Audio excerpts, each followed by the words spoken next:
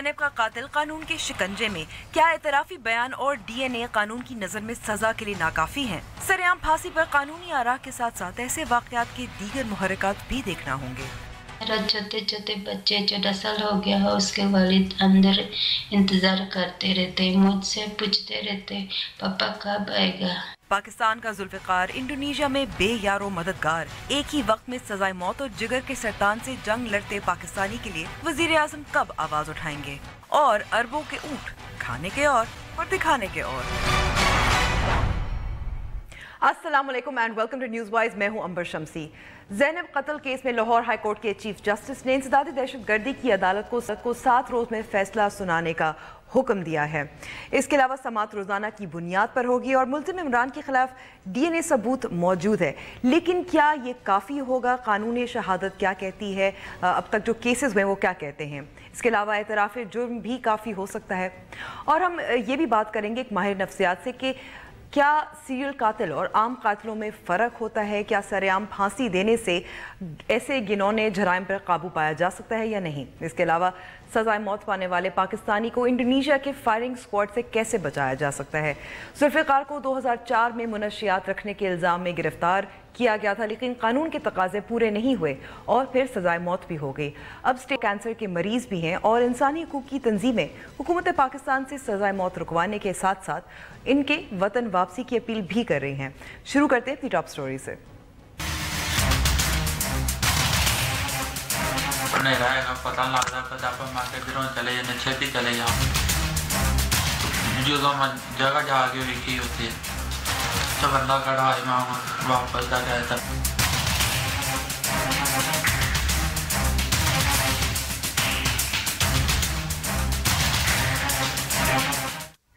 زینب قتل کیس میں قانونی اور نفسیاتی پہلوؤں پر بات کرنے کے لیے ہمارے ساتھ موجود ہیں بیرسٹر مسرور شاہ، ماہر قانون، اور ڈاکٹر علی ہاشمی جو سائیکائٹرسٹ ہے، تعلق ان کا king Edward medical university Lahore کے محکمہ نفسیات سے ہے۔ آپ دونوں کا بہت بہت شکریہ وقت دینے کا۔ پہلے تو مسرور صاحب آپ سے شروع کروں گی۔ زینب قتل کیس میں عمران کے خلاف ڈی این اے ایویڈنس ثبوت جو ہے وہ سب سے زیادہ اسٹرانگ ہے، مضبوط ہے، تو لیکن جب مقدمہ چل رہا ہوتا ہے کتنا کافی ہوتا ہے؟ کیا کتنا ایڈمیسیبل ہوتا ہے؟ دیکھیں، جو اچھا پروسیکیوٹر ہوتا ہے وہ کبھی ایک پیس آف ایویڈنس کے اوپر سارا کیس ریلائی نہیں کرتا، کیونکہ اگر اس میں کوئی شکوک و شبہات ابھر آئے یا وہ کسی طرح شیٹر ہو جائے تو سارا جو پروسیکیوشن کی بلڈنگ ہے it collapses like a house of cards. تو اس میں خالی نیچرلی ڈی این اے کافی نہیں ہے، ایک بڑی اچھی ایویڈنس ضرور ہے، وہ بڑی اسٹرانگ ہے، بٹ وہ اکیلی کافی نہیں ہوتی کہ سکسیسفل کنوکشن سیکیور کرنے کے لیے۔ اور وہ کیا وہ پرائمری ایویڈنس کے طور پر اس کو لیا جا سکتا ہے یا نہیں ہمارے قوانین کے مطابق؟ قوانین کے مطابق اس میں ون آف دا ایویڈنس تو ہے، یہ ایک اسٹرانگ کورابریشن تو پرووائڈ کرتی ہے، لیکن صرف لیبارٹری کی فورنسک لیبارٹری کی ڈی این اے رپورٹ ہی اگر آپ ٹرائل کورٹ کے سامنے رکھ دیں اور اس سے سزائے موت مانگے تو وہ نہیں کر سکے گا۔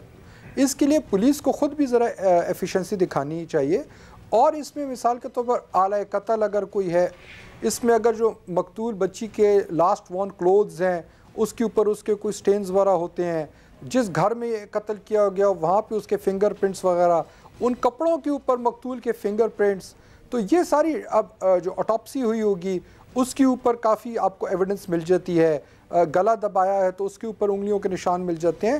تو پولیس کو چاہیے کہ ذرا ایفیشنسی دکھائے، اس میں بہت سی سرکمسٹانشل ایویڈنس آپ کو مل جائے گی جو کہ کورابریٹ کرے گی آپ کی جو ڈی این اے رپورٹ ہے اس کو، اور تب ایک سکسیسفل کنوکشن ہو سکتی ہے اور کورٹ کے لیے بڑی آسانی ہوگی اس کو سزائے موت دینے کی، جو بھی مناسب سزا کورٹ سمجھتی ہے اس کو گلٹی قرار دینے۔ لیکن جب ایسے جرائم پر جو مقدمہ چل رہا ہوتا ہے، کیا گواہان یا اور ثبوت شواہد ان پہ زیادہ انحصار کیا جاتا ہے یا ڈی این اے بھی ضروری ہوتا ہے؟ دیکھیں، میں نے لفظ استعمال کیا کورابریشن، یہ ایویڈنس کورابریٹ کرتی ہیں، مطلب ایک بڑا جگسا پزل ہے جس کے اندر ڈی این اے ایک بڑا امپورٹنٹ فیکٹر ہے, بٹ اس کے ساتھ جب تک باقی آپ فیکٹرز کنیکٹ نہیں کریں گے, سرکمسٹانشل ایویڈنس کنیکٹ نہیں کریں گے, اب وہ سرکمسٹانشل ایویڈنس جو ہے in the form of finger prints ہو سکتی ہے, وہ سرکمسٹانشل ایویڈنس آٹوپسی رپورٹ میں آپ کو مل سکتی ہے, جہاں پہ ایک مقتول کو رکھا گیا ہوگا وہاں پہ اس جگہ پہ آپ کو کافی ایویڈنس مل سکتی ہے, اور اگر کوئی وٹنسز ہیں ان کے طور پر آپ کو مل سکتی ہے. جب یہ سب چیزیں ساتھ ہوتی ہیں تو وہ جگسا پزل سالو ہوتا ہے اور ایک سکسیسفل پروسیکیوشن ہو سکتی ہے. جی ڈاکٹر علی, آپ کا جو محکمہ نفسیات ہے کنگ ایڈورڈ یونیورسٹی لاہور کا, پولیس کی مدد بھی کی تھی, پروفائلنگ میں مدد کی تھی, کس طرح سے کی تھی؟ جی السلام علیکم امبر, بہت شکریہ آپ کا. جی ہاں, ہمیں پنجاب پولیس نے ریکویسٹ کیا تھا کہ ہم اس کیس میں سائیکولوجیکل پروفائلنگ کے طور پہ ان کی کچھ مدد کریں, جس میں جہاں تک ہمارے سے ہو پایا, ہماری صلاحیت تھی, ہم نے وہ کی بھی. میرے خیال سے جو اسپیسیفکلی ہم نے ان سے مدد کی یا جو باتیں ہوئیں وہ تو اس وقت میڈیا پہ ڈسکلوز کرنا مناسب نہیں ہے, کیونکہ ابھی یہ آن گوئنگ کیس ہے, آگے ٹرائل بھی چل رہی ہے, اور ہو سکتا ہے کہ ہمیں عدالت میں اگر کچھ موٹی موٹی باتیں جو آپ بتا سکتے ہیں. مینلی یہی جو سائیکولوجیکل پروفائلنگ کی جہاں تک بات آتی ہے, ہم نے پولیس والوں کو جب ان سے ہماری ملاقات ہوئی اور ان سے ہم نے جب اس بارے میں ڈسکشن کی, یہ بات میں نے ٹویٹر پہ بھی لکھی تھی کہ یہ جو ملزم ہے, جو الیجڈ ملزم جس کو کہنا چاہیے, مبینہ جو ملزم ہے, جب وہ گرفتار ہوا ہے تو فوراً ہی ٹویٹر پہ اور سوشل میڈیا پہ ایک دم ایک کوہرام سمجھ گیا کہ اس کو پھانسی دی جائے اور اس کو ایک کربناک اس کو سزا دی جائے وغیرہ. تو اس میں پہلا آبجیکشن تو میں نے یہ لگایا تھا کہ اس قسم کا جو ملزم ہے یا جو مبینہ جو ملزم ہے, ان میں سب سے پہلے پولیس تو اپنی تفتیش کر ہی رہی ہے, اور جو کورٹ وغیرہ ہیں وہ بھی اپنا کام کریں گے, لیکن نفسیات دانوں کو, ماہر نفسیات کو, فورینزک سائنٹسٹ کو موقع ملنا چاہیے کہ وہ تفصیلی انٹرویو اس شخص سے کریں, اس کی سائیکولوجیکل پروفائلنگ کریں. سب سے پہلے یہ بھی دیکھیں کہ اس کو کوئی ذہنی بیماری یا کوئی ذہنی عارضہ تو نہیں ہے, لیکن اس کے علاوہ اس بات کی تفتیش کریں کہ کس طرح سے یہ شخص جو تھا وہ ان کاموں میں ملوث ہوا, کیا وہ فیکٹرز تھے اس کی اپنے فیملی سے ریلیٹڈ, اس کی پرسنالٹی سے ریلیٹڈ, اس لوکیلٹی سے ریلیٹڈ, یا اس کے وکٹم سے ریلیٹڈ, جس نے اس چیز کو لائکلی بنایا کہ وہ اس نے ان جرائم کا ارتکاب کیا. اس کی دو ضرورتیں ہیں, اس کی دو وجہ سے کرنا ضروری ہے. نمبر ایک, جو آن گوئنگ انویسٹیگیشن ہے اس میں بھی کچھ اس میں مدد مل سکتی ہے, اور ہو سکتا ہے آپ کو کچھ ثبوت میسر آ جائیں جو بعد میں جب اس کی ٹرائل ہو اور جو اس کا جو لیگل پروسیس چلے تو اس میں آپ کا کام آ جائے. اور اس سے بھی زیادہ ضروری, آئندہ اس قسم کے جرائم یا اس سے ملتے جلتے جرائم جو ہونے جا رہے ہیں اس کی پریونشن میں بھی آپ اس چیز کو استعمال کر سکتے ہیں, اور اس کی. لیکن ڈاکٹر علی, ہمارے ہاں جس قسم کی پروفائلنگ کی آپ بات کر رہے ہیں وہ نہیں ہوتی. آپ نے اس سے پہلے بھی کچھ میڈیا کو انٹرویو دیا, آپ نے سرگودا کے کیسز کا بھی ذکر کیا, اس کے بارے میں روشنی ڈال سکتے ہیں؟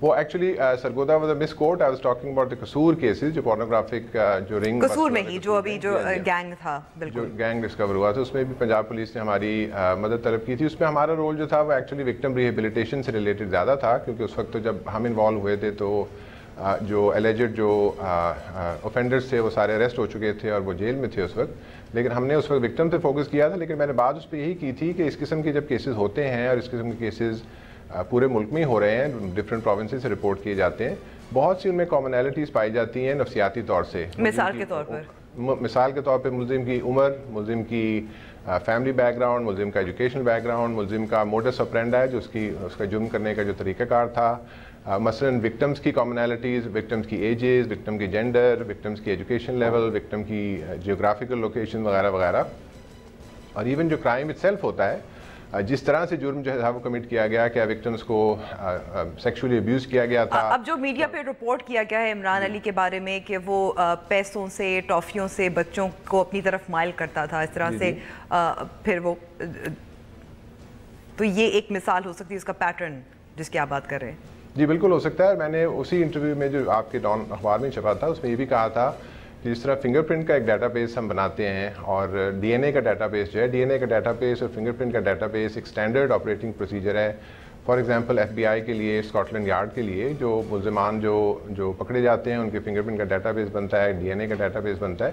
اس طرح بیہیورل پروفائلنگ کا یا بیہیورل جو ان کی پروفائلز ہوتی ہیں اس کا بھی ایک ڈیٹا بیس ہوتا ہے. ایف بی آئی کے پاس بھی ہوتا ہے, اسکاٹ لینڈ یارڈ کے پاس بھی ہوتا ہے. उसका तरीक़ेकार कोई ज़्यादा मुश्किल नहीं है। उसका तरीक़ेकार ये होता है कि जिस मुलजिम को आप गिरफ़्तार करते हैं उसको साइकोलॉजिस्ट और साइकाट्रिस्ट के साथ कुछ अरसा हमें दिया जाए, 2, 3, 4, 5 सेशन हमें दिए जाएँ जिसमें हम उसे डिटेल्ड इंटरव्यू कर सकें, उसकी फैमिली से मिल सकें और एक रिपोर्ट बना के लॉ इन्फोर्समेंट एजेंसीज़ को प्रोवाइड कर सकें जो अपने रिकॉर्ड में वो रखें। और इस तरह के केसेस जब होते चले जाएंगे, ज़ाहिर है एक मकसद उसका डेटाबेस डेवलप करने का ये होता है कि इन केसेस को प्रिवेंट किया जाए। लेकिन केसेस जिस तरह हो रहे हैं, आपका डेटाबेस खुद ब खुद ग्रो करेगा और आप उसको यूज़ कर सकते हैं फर्दर केसेस को प्रिवेंट करने के लिए और फर्दर ऑफेंडर्स को प्रोसिक्यूट करने के लिए। जी अच्छा, बैरिस्टर मसरूर, यहाँ मैं आपसे सवाल पूछना चाहूँगी कि इस किस्म का डेटाबेस नहीं मौजूद है और एक तो प्रोफाइलिंग, बिहेवियर प्रोफाइल अगर बनाई जाए, एक और भी मुतालबा सामने आ रहा है वो ये है कि नादरा और इस तरह की ये आम की जाए, पब्लिक को की जाए। आपके ख्याल, आपकी राय इस बारे में क्या है? देखिए, बात ये है कि जिस तरह वेस्ट में अक्सर ऐसा होता है कि जो पीडोफाइल्स होते हैं, जो बच्चों के ऊपर जिनसी जराइम करते हैं, उनका डेटाबेस होता है और वो जो पीडोफाइल जब अदालत जेल से रिलीज़ होता है, जिस इलाके में रहता है तो उधर पेरेंट्स को अलर्ट कर दिया जाता है, उधर स्कूलों को अलर्ट कर दिया जाता है कि आप ये शख्स जो है आपके इलाके में रह रहा है, इसका पास्ट क्रिमिनल रिकॉर्ड है और आप अलर्ट रहें।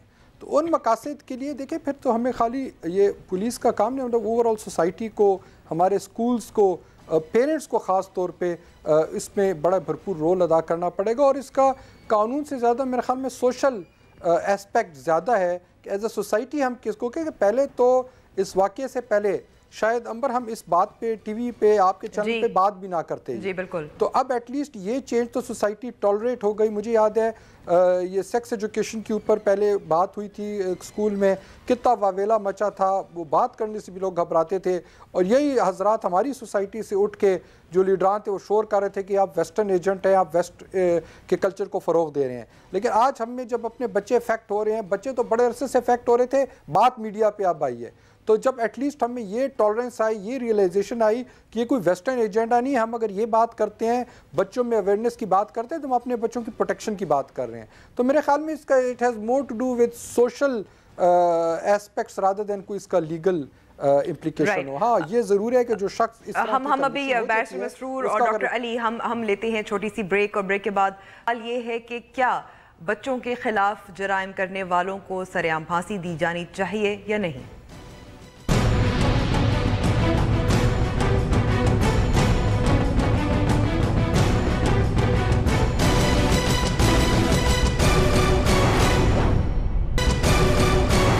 एक बार फिर खुशामदीद। सेनेट में तरमीमी बिल पेश किया गया है जिसके तहत 14 साल से कम उम्र बच्चों के खिलाफ जो उनको अगवा करे, उनको कत्ल करें या रेप करें, उन मुजरिमों को सरेआम फांसी दी जाए। इस पे कुछ डिबेट भी सेनेट में भी चली है। हम अपने माहिरीन से जानना चाहेंगे कि उनका क्या राय है इसके बारे में। डॉक्टर अली, क्या कहते हैं, सरेआम फांसी डिटरेंट है या नहीं?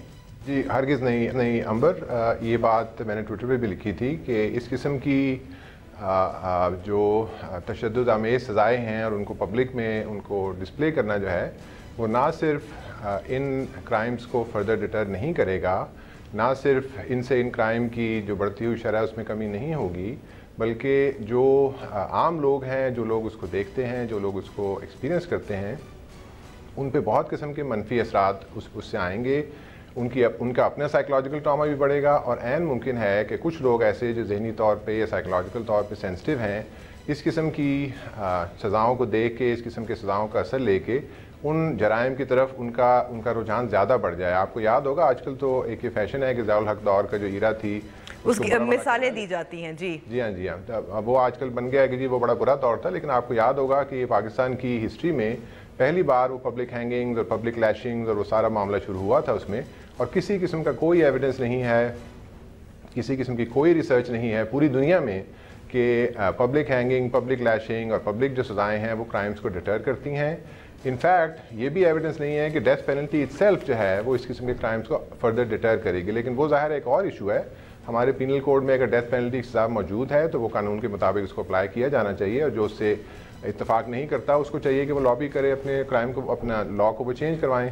लेकिन सर्टनली पब्लिक हैंगिंग जो है वो किसी तरह से भी जस्टिफाइड नहीं है। बैरिस्टर मसरूर, आपकी राय इस बारे में? देखिए, कानून का मकसद होता है डेटरेंस क्रिएट करना, आवाम के दिल में लॉ का खौफ हो कि अगर वो कुछ जुर्म करेंगे तो उनको सज़ा मिलेगी।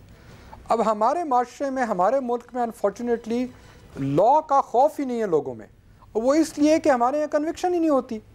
अभी जो नॉर्मल हैंगिंग भी सज़ाएँ हैं, अब देखें बच्चों को अगवा करने के जुर्म में ऑलरेडी सज़ाए मौत है, कत्ल करने में ऑलरेडी सज़ाए मौत है, उनके साथ ज़्यादती करने में ऑलरेडी सज़ाएँ मौजूद हैं। तो प्रॉब्लम ये है कि जो हमारे यहाँ मौजूदा सज़ा है, जो नॉर्मल हैंगिंग है, वो नहीं होती। 1% से भी कम आपकी कन्विक्शन रेट है। तो लोगों को पता है अगर पकड़े भी गए तो हमें सज़ा नहीं होनी इधर।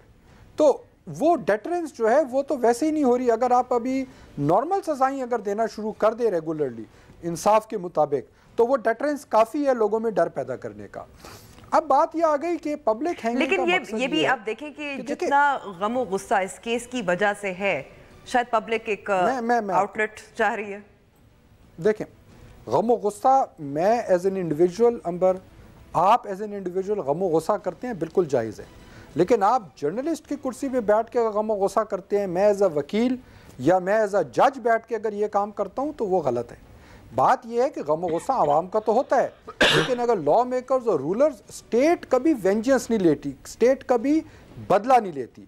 आपको याद होगा सन 2000 में एक केस हुआ था, एक शख्स ने 100 बच्चों का कत्ल कर दिया था, टुकड़े करके उसको एसिड में डाल दिया था। तब ये लोगों की आवाज़ आई थी कि इसके भी उसी तरह 100 टुकड़े करके और एसिड में डालें और मारें।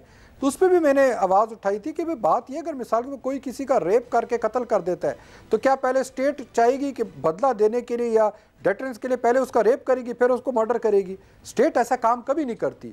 स्टेट ने कानून के मुताबिक, जो कानून है उसके मुताबिक उसको सज़ा देनी है। अगर आप इसमें सज़ा ही दे दें, आप 2-4 ऐसे लोगों को normal law of the land के तहत नॉर्मल फांसी दे दें, वो डेटरेंस काफ़ी। अच्छा, इसमें एक और एस्पेक्ट हम भूल रहे हैं जी।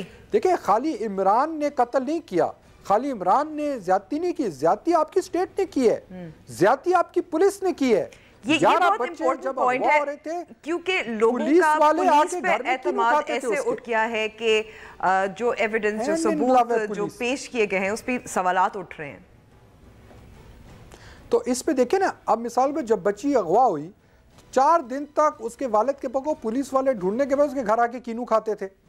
तो चाहिए तो अगर एक तख्तेदार लगाते हैं इमरान के लिए, दूसरा उस इलाके के डीपीओ को भी फांसी पे लटकाना चाहिए, उस एसएचओ को भी फांसी पे लटकाना चाहिए कि उनकी गफलत थी कि 11 कत्ल के बाद अगर 12वें का कातिल मिल जाता है, उस पर भी बात हो रही है कि ये सिर्फ पौन था, अलहकार है।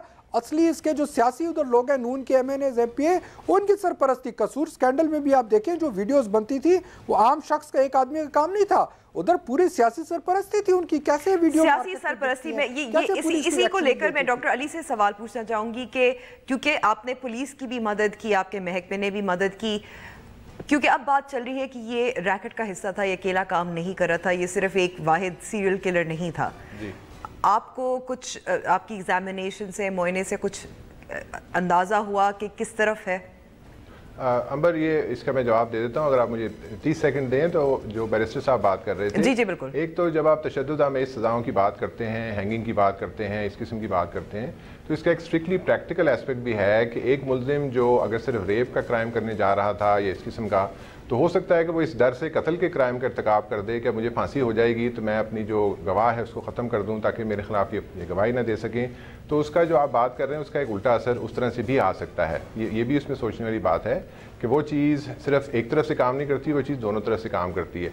जहाँ तक आपने ये सवाल किया कि इमरान क्या अकेला काम कर रहा था या उसके पीछे कोई सरपरस्ती थी, कोई उसके पीछे गैंग था, कोई लोकल लोग थे या जो भी था, मेरे ख्याल से ये एक इन्वेस्टिगेटिव मामला है। इस पर स्पेकुलेट करना जो है वो अच्छी बात नहीं है, क्योंकि हमें वेट करना चाहिए कि पूरी इन्वेस्टिगेशन कहाँ को जाती है। अब आपको पता है कि स्पेकुलेशन तो इस तरह से हुई कि एक एंकर ने ये भी कह दिया कि उसके 37 अकाउंट्स थे और इससे यही जाहिर होता है कि पूरा गैंग का हिस्सा था, जो अब जाहिर अब कोर्ट में चला गया मामला। बहुत सी अफवाहें उठ रही हैं, बट लॉ एनफोर्समेंट और जो कोर्ट्स हैं उनका यही काम है कि इस चीज़ को सॉर्ट आउट किया जाए और देखा जाए। और अगर वाकई ये चीज़ निकलती है कि वो शख्स जो था वो किसी पोर्नोग्राफिक रिंग का हिस्सा था या वो पोर्नोग्राफिक वीडियोज़ में इन्वॉल्व था या उसको अपलोड करता था या उससे उसमें और लोग मुलविस थे, तो उनके खिलाफ भी कार्रवाई होनी चाहिए। लेकिन ये जो उसके अरेस्ट के फ़ौरन बाद जो एक बात हुई थी और एक बात اٹھی تھی کہ جی اس کو فوراً پھانسی دی جائے, تو لوگ تو یہاں تک آ گئے تھے. آپ نے کہا جی لوگوں میں بڑا غصہ ہے, لوگ تو بات کر رہے تھے کہ ٹرائل ہونی نہیں چاہیے, عدالت کا تو معاملہ ہی نہیں ہے جی, اس کو آپ سیدھا پکڑیں پولیس اسٹیشن سے لے جا کے اور اس کو سولی پہ ٹانگ دیں. ٹرائل جو ہے جی بیرسٹر مسرور, تو ہر ایک کا حق ہے, اس کا بھی, اس عمران کا بھی اتنا ہی حق ہے فیئر ٹرائل کا جس طرح کسی اور ملزم کا ہے. اب تک وہ ملزم ہے, اس کو فیئر ٹرائل آرٹیکل 10A کے تحت فنڈامنٹل رائٹ ہے. نہ صرف اس کو ٹرائل کا حق ملنا چاہیے, اس کو اپیل کا حق پراپر ملنا چاہیے, اور ڈیو پروسیس آف لا کے بعد اگر وہ گلٹی ہوتا ہے تو قانون کے مطابق اس کو سزا ملنی چاہیے. اچھا بیرسٹر مسرور, لاہور ہائی کورٹ کے چیف جسٹس نے 7 روز میں سزا کا بھی حکم دیا ہے, تو ایسے کیسز میں جو انسدادی دہشت گردی میں جو کیسز چلتے ہیں, ظاہر ہے جلد ٹرائل ہوتا ہے, مقدمہ جلدی نمٹا جاتا ہے, لیکن ہم نے کم دیکھا ہے, یہ پبلک اٹینشن کی وجہ سے ہے؟ بالکل عوام کا پریشر ہے, اور کورٹ بھی چاہ رہی ہے کہ کچھ ڈیلیور کرے. 7 دن کافی لمبا ٹرائل ہوتا ہے. انگلینڈ میں جب میں تھا, ہم 3 دن میں 2 دن میں ٹرائل ختم کر دیتے تھے بڑے کمپلیکس کیسز کے, کیونکہ ایک کیس میں زیادہ سے زیادہ 10-12 گواہی ہوتے ہیں پروسیکیوشن کے. تو اگر وہ ڈے ٹو ڈے چلائیں صبح 9 بجے سے لے کے 4-5 بجے تک, تو بڑا آرام سے 7 دن کے اندر ہو سکتا ہے. بس اس میں ذرا ول کی ضرورت ہے اور ایفیشنسی کی ضرورت ہے, پروسیکیوشن کی بھی, کورٹ کی بھی, اور پولیس کی بھی. اور بیرسٹر مسرور, آخری آپ دونوں سے میں سوال کروں گی, پہلے آپ سے مسرور صاحب, سبق کیا سیکھنا چاہیے؟ دیکھیں جی, بات یہ ہے کہ قوانین تو موجود ہیں, اور کوئی اس میں لیجسلیشن کرے, امپرومنٹ کی گنجائش ہمیشہ ہوتی ہے, لیکن کوئی اتنا بڑا لکونہ نہیں ہے کہ ہم کہیں کہ اگر یہ قانون سازی نہ ہو پرٹیکولر تو یہ بندے کو سزا ہو جاتی. قوانین موجود ہیں. اس میں میرے خیال میں سوسائٹی کو ایز اے ہول بھی دیکھنا چاہیے.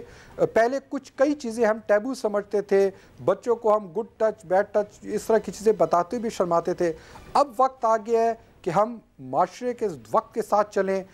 سوسائٹی بہت کھل چکی ہے, بچے بھی میچور ہو چکے ہیں, یہ جرائم بھی اب بولنا ہوگا. پہلے یہ جرائم کتنے پاکستان کے چھپائے جاتے تھے, اب بولنا ہوگا.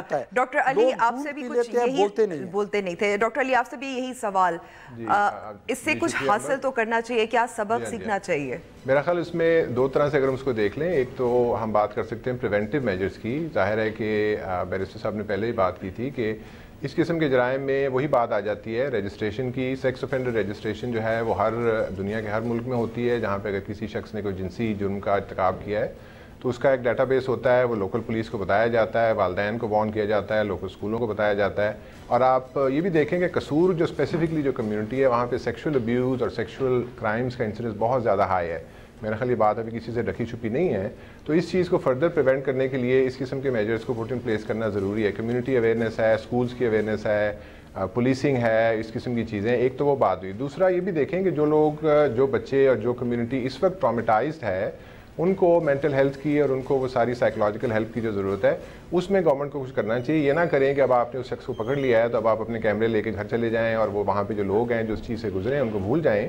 وہاں پہ ریسورسز پرووائڈ کی جائیں, سائیکولوجیکل ہیلپ پرووائڈ کی جائے, کاؤنسلرز پرووائڈ کیے جائیں, سائیکالوجسٹ پرووائڈ کیے جائیں, تاکہ جو لوگ آلریڈی افیکٹڈ ہیں ان کی مدد ہو سکے اور فیوچر میں ان کرائمز کا پھر سدباب کیا جا سکے. ڈاکٹر علی اور بیرسٹر مسرور, آپ دونوں کا شکریہ وقت دینے کا. ناظرین لیتے ہیں بریک, اور بریک کے بعد ہم بات کریں گے انڈونیشیا میں سزائے موت پانے والے پاکستانی ذوالفقار کی.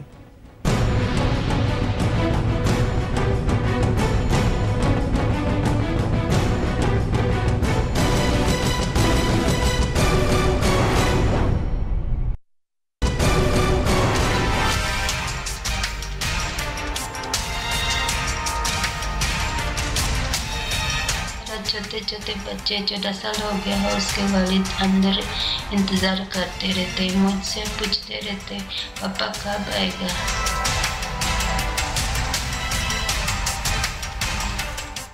انڈونیشیا میں سزائے موت کا پاکستانی قیدی ذوالفقار کینسر کی بیماری میں مبتلا موت سے جنگ لڑ رہے ہیں. کیا حکومت ان کی وطن واپسی کی کوشش کرے گی, اور ذوالفقار کی کیا امیدیں اور توقعات ہیں, جانیں گے خود ذوالفقار سے. ان کے کیس کے قانونی پہلوؤں پر بات کرنے کے لیے ہمارے ساتھ موجود ہیں جسٹس پیس پروجیکٹ کی ایگزیکٹو ڈائریکٹر سارہ بلال. سارہ, اور آپ کا بہت بہت شکریہ وقت دینے کا. سارہ, پہلے تو ناظرین کو تھوڑا سا ذوالفقار کے کیس کے بارے میں بتائیے گا. 2004 میں میرے خیال میں گرفتار ہوئے تھے. جی, ذوالفقار علی ایک پاکستانی شہری ہیں جو انڈونیشیا میں سزائے موت پہ پچھلے 14 سالوں سے ہیں. ان کو 2006 میں 2004 میں ان کو گرفتار کیا گیا تھا منشیات کے الزامات میں. لیکن اہم چیز اس میں یہ ہے یاد رکھنے والی کہ ان کی جو سینٹنس ہوا تھا وہ ایک کنفیشن کی بنیاد پہ ہوا تھا, اور وہ کنفیشن تھرو ٹارچر ان کو ایکسٹریکٹ کیا گیا تھا, اور ان کی ٹرائل سے پہلے ان کی ملٹیپل سرجریز کرنی پڑی تھی ان کی کڈنی کی بیکاز آف دا ٹارچر. سو اس کے بعد ان کو سزا ہو گئی. سزا کے بعد ان کی ایک پریزیڈینشیل انکوائری انیشیٹ ہوئی انڈونیشین حکومت کی طرف سے, اور اس انکوائری میں یہ بے قصور پائے گئے. اس کے باوجود بری نہیں کیا گیا. ان کے باوجود بری نہیں کیا گیا. حکومت بدل گئی اور 2016 میں ان کے ایگزیکیوشن وارنٹس جاری ہو گئے.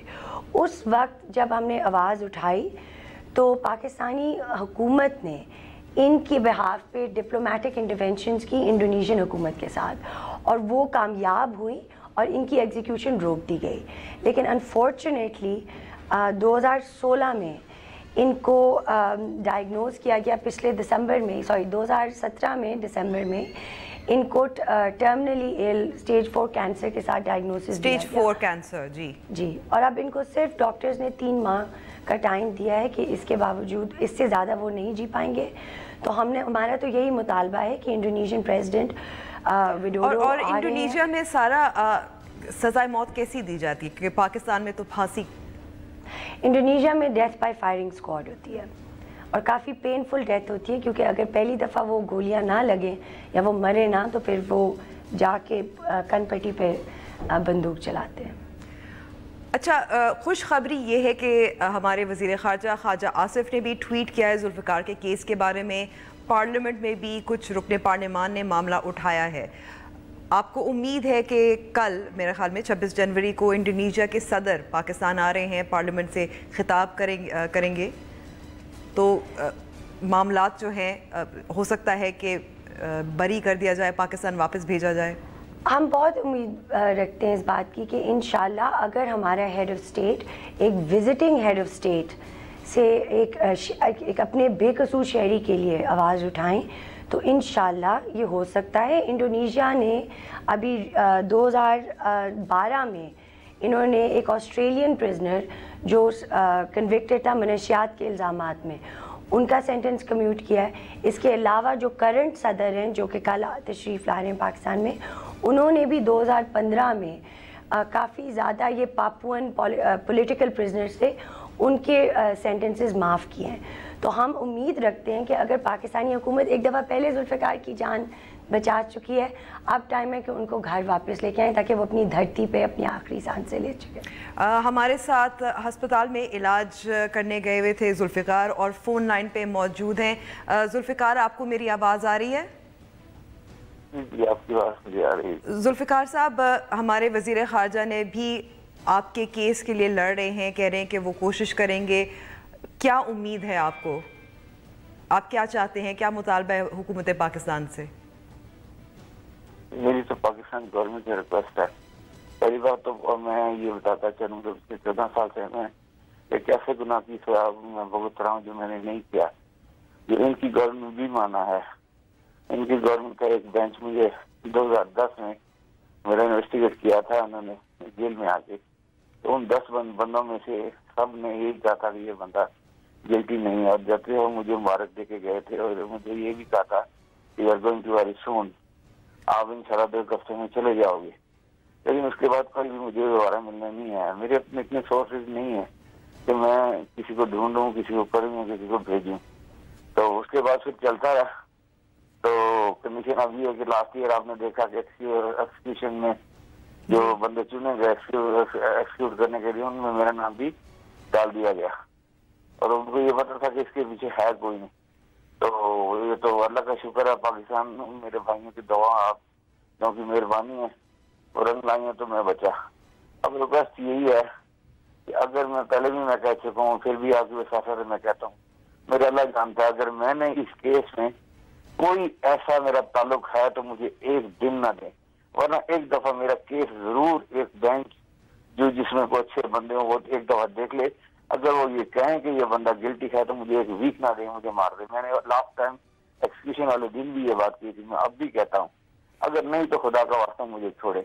जो आपके साथ 14 साल जी जुल्फिकार, जो आपके साथ 14 साल नाइंसाफी हुई, किसको जिम्मेदार ठहराते हैं? मैं क्या कह सकता हूँ, हमारे यहाँ मतलब अब ये वक्त नहीं है मैं किसी को मतलब कोई उनके बारे में डिस्कस करूँ। ये वक्त यही है कि मेहरबानी करके मेरी जान छोड़िए। अगर बाकी बात अगर आप पूछती हैं तो काफी सारी कंप्लेंट्स हैं, काफी सारे मतलब उसके जवाब आता है मेरे पास, जो एक थोड़ा सा टाइम में दे नहीं सकता। लेकिन मैं चाहूंगा नहीं मैं किसी को मतलब पॉइंट आउट करूँ इस वक्त पे। मैं सबसे गुजारिश ही कर सकता हूँ, वरना ये सवाल आप अगर मुझे बाद में करे, अल्लाह करे मेरी जान छूटे, तो मैं किसी जगह आप बहनों के पास हूँ तो बेटा मैं खुद आपको जो कहेंगे आपको मैं पूरी स्टोरी बताने के लिए तैयार हूँगा। लेकिन इस वक्त मैं क्या मैं बता सकता हूँ, हमारे कानून अलग हैं, इन लोगों के अलग हैं। बहुत सारी ऐसी बातें जो मतलब बताऊं आपको तो आप हैरान होंगे इस सिस्टम में। जुल्फिकार आप वतन वापस आना चाहते हैं, जाहिर है, और कोशिशें कर रही है यहाँ की मीडिया भी, तंजीमें भी, हुकूमत पाकिस्तान की भी अल्लाह करे कोशिश कर रहे हैं। वतन वापस आकर सबसे पहली चीज़ आप क्या करना चाहेंगे? सबसे पहली चीज़ तो मैं ये देखना चाहता कि हमारे मुल्क में काफ़ी अच्छे अच्छे डॉक्टर्स हैं, तो मैं अपना लीवर उनको दिखाना चाहता हूँ। और मैं इस चीज़ का गारंटीड हूँ कि पिछले एक साल से तकरीबन 2017 में ये डायग्नोज हुआ था। मुझे लीवर का प्रॉब्लम एक्चुअली पुराना है, 15-12 साल से। हेपेटाइटिस बी क्रोनिक उसे कहते हैं, वो मुझे था, और उसके जरिए सिरोसिस बन गया था, जैसे गोश्त को भून दिया जाता है। उस 80% से ऊपर वो मेरा लीवर खराब था। रिमेनिंग जो बचा था उस पर अब 4 जगह कैंसर हुआ, ट्यूमर। मैंने तमाम रिपोर्ट्स पाकिस्तानी भेज दी हैं, और मैं खुदा को हाज़िर नाज़िर जान के कहता हूँ उसमें कोई झूठ नहीं है। ये झूठ हो कैसे सकता है? मैं आपके सामने हूँ, अगर कोई बंदा पूछना चाहे कि ये बंदा है बीमार, मुझे ले चलें, कौन सी लेबॉर्ट्री में ले जाना चाहते हैं मुझे ले जाएं। तो मैं यही चाहूँगा कि वापसी वतन पे मेरा अल्लाह ताला मुझे वक्त दे। मेरे छोटे छोटे बच्चे हैं जी, वो बेचारे जब मेरे पास आते हैं तो मैं जानता हूँ या मेरा अल्लाह जानता है 14 साल से किस तरह मैं अपना बच्चों को देख के याद करता हूँ, उनको देख के मैं रोता हूँ कि ऐसी बात ना हो, अल्लाह करे हो जाए, इन बेचारों का मुस्तकबिल भी खराब हो। तो मैं यही कहूँगा कि डॉक्टर हमारी दुआ है, और पाकिस्तान में मीडिया की मुख्तलिफ इंसानी हकूक़ की तंजीमों की कोशिश है, पार्लियामेंटेरियंस की कि आप जल्द वतन वापस आ गए। सारा आपका भी बहुत बहुत शुक्रिया हमें वक्त देने का। नाजरीन, हम लेते हैं छोटी सी ब्रेक।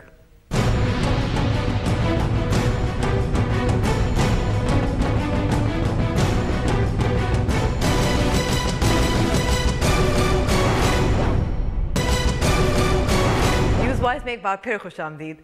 इंसान खूबसूरती के लिए क्या क्या जतन नहीं करते, लेकिन ऊँटों की अपनी खूबसूरती के लिए बोटॉक्स करवाना महंगा पड़ गया।